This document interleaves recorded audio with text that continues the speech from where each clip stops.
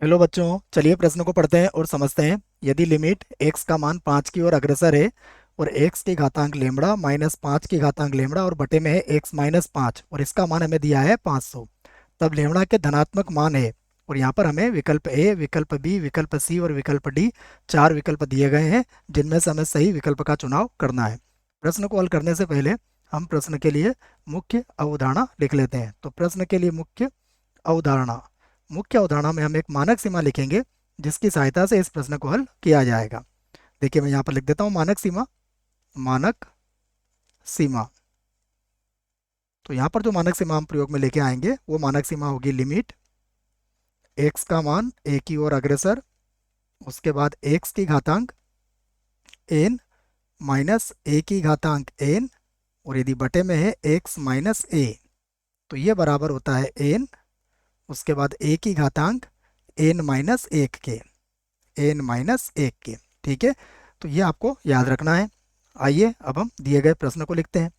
तो हमें दिया गया है लिमिट x का मान 5 की ओर अग्रसर है, उसके बाद x की घातांक लेमड़ा माइनस 5 की घातांक भी है लेमड़ा, और बटे में कितना है, देखो बटे में है x माइनस 5, और ये जो मान है हमें किसके बराबर दिया हुआ है, ये मान दिया हुआ है 500 के बराबर।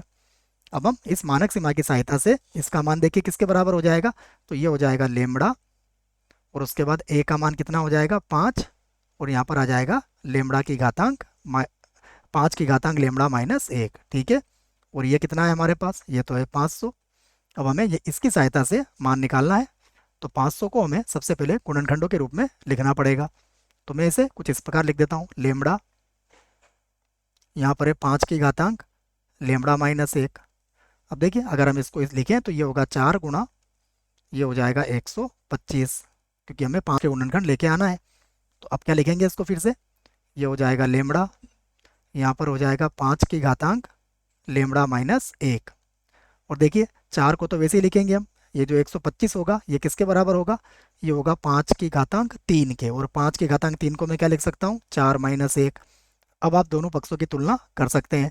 तुलना करेंगे तो लेमड़ा का मान कितना आ जाएगा, लेमड़ा का मान आ जाएगा 4। अब हम विकल्प देख लेते हैं, विकल्प हमारा कौन सा सही होगा। तो विकल्प ए गलत होगा, विकल्प बी इस प्रश्न के लिए बिल्कुल सही विकल्प है बच्चों। सी और डी भी गलत होंगे। आशा करता हूँ आपको इस प्रश्न का उत्तर समझ में आया होगा। धन्यवाद।